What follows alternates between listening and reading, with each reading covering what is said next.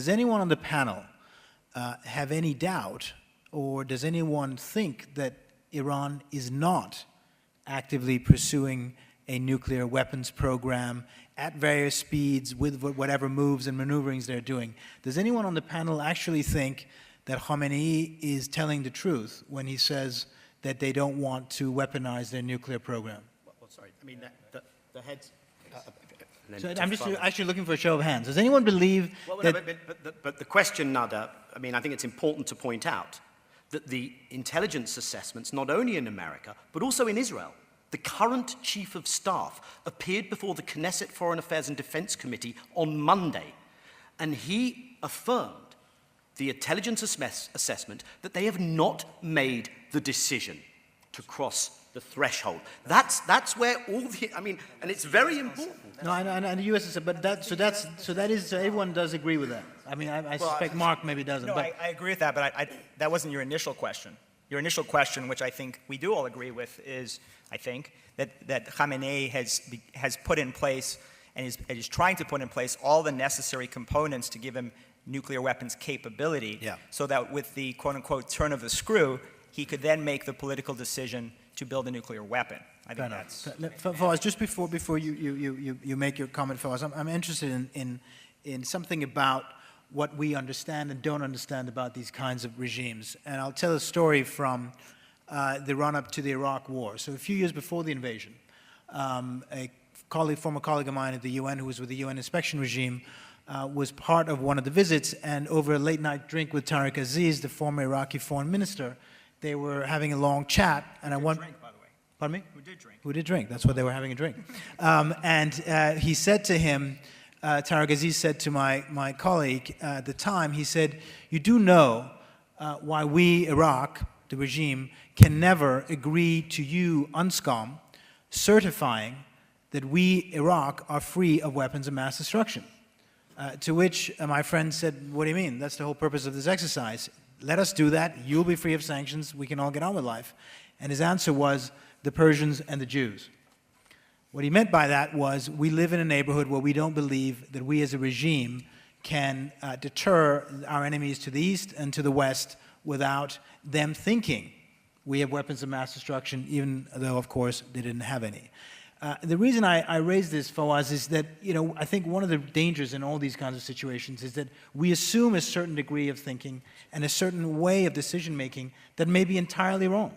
And so how well do you think we understand the regime, and what dangers are there in the way we're thinking about this now? I mean, I think I'm glad, Danny, that you mentioned the fact about the assessment of Iranian intentions, nuclear intentions. First of all, I mean, we are speculating a great deal.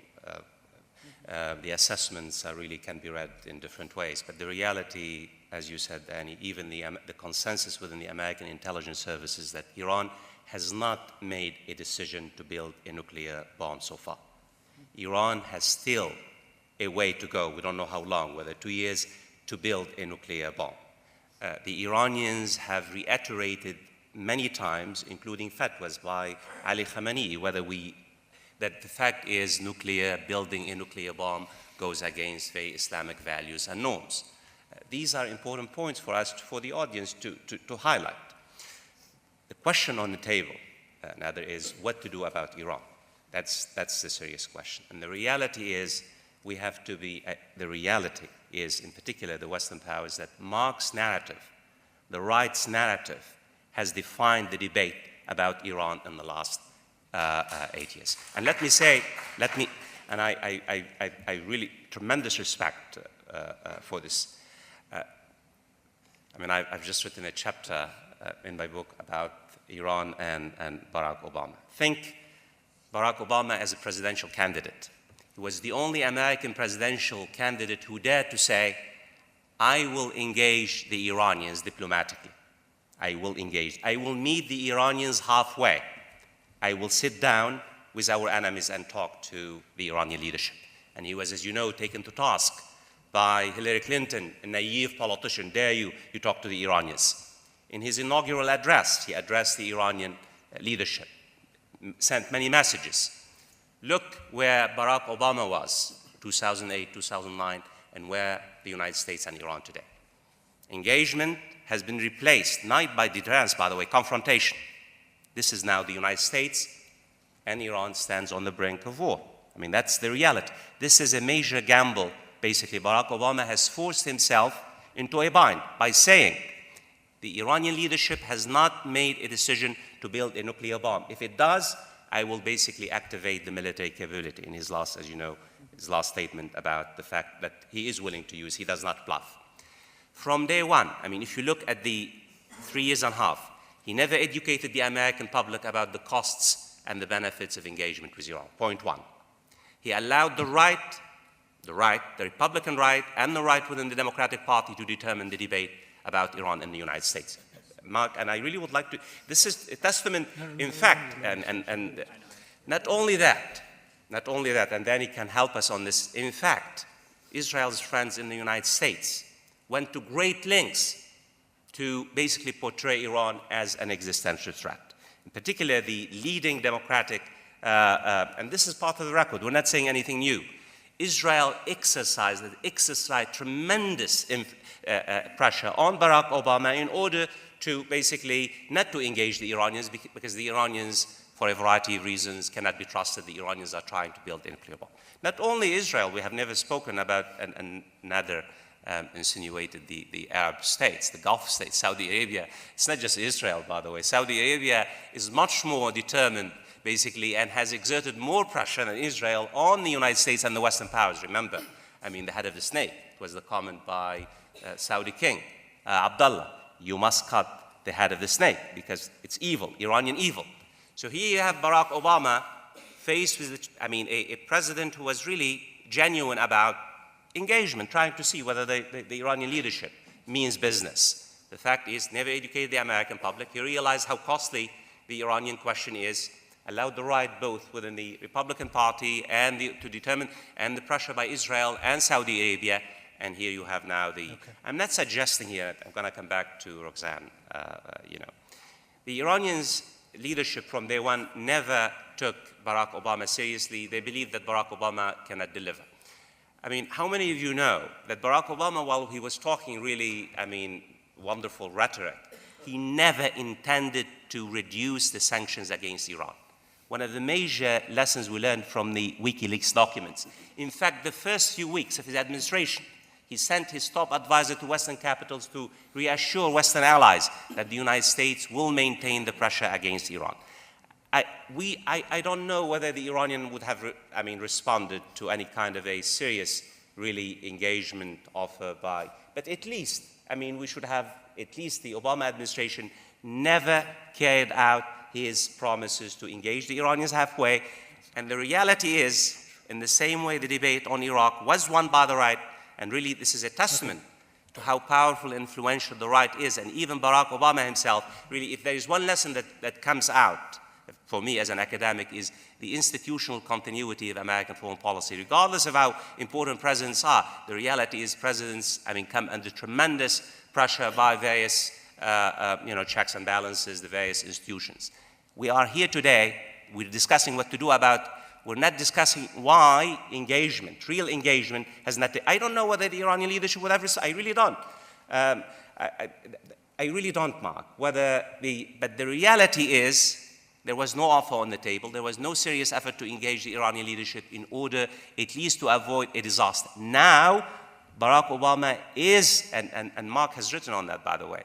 He wants basically to say sanctions don't really produce any, let's bomb the bastards.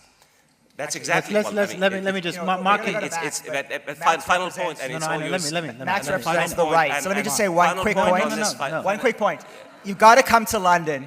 It's wonderful. I love coming here because I never realized how powerful and influential I was until I came to London and this debate.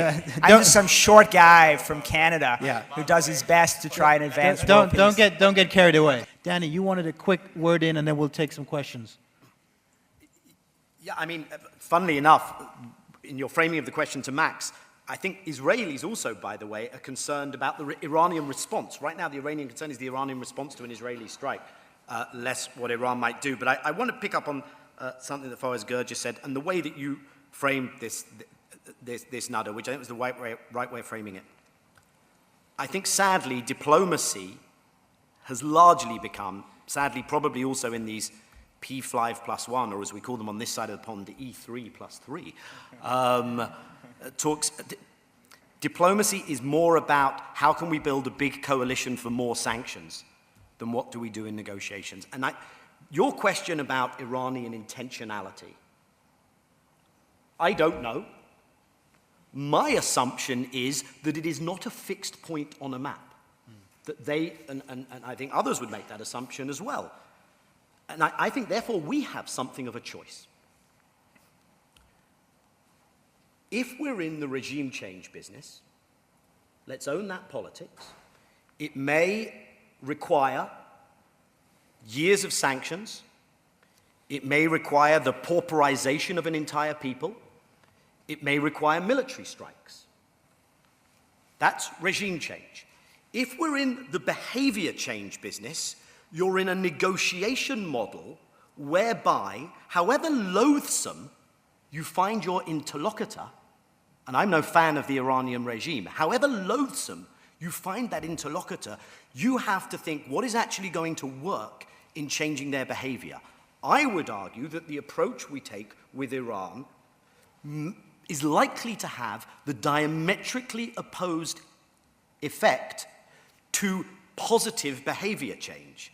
And right now, I think for some, intentionally, we're trying to drive them to a place where it's easier for us to justify regime change. And my worry is that in the interregnum, look, this Iran nuclear program has been around for an awfully long time. I was just reading, Martin Indyk was a senior American official in the Clinton administration in the 90s, when the policy was dual containment, right? Containment of Iraq and Iran. And I was rereading what Indyk wrote then, that the assessment was they're 2-3 years away in the mid-90s. So this has a long arc. I think we may well be hastening the Iranian effort by the policies we're pursuing. And, you know, at the end of the day, it is an issue of what do we prioritize. I would suggest that we are not right-sizing the Iran threat right now in prioritizing where we're going with the nuclear issue. I think the Iranian regime rather draws succor for its narrative and rather enjoys placing them in this platform where the entire world, whether you call it P5+1 or E3+3, is there. We'll go from Istanbul to Baghdad to Moscow to big up a regime whose credibility and power is in erosion regionally because of developments in the region. It's gained something in Iraq. People encouraged a war in Iraq. That worked to their benefit.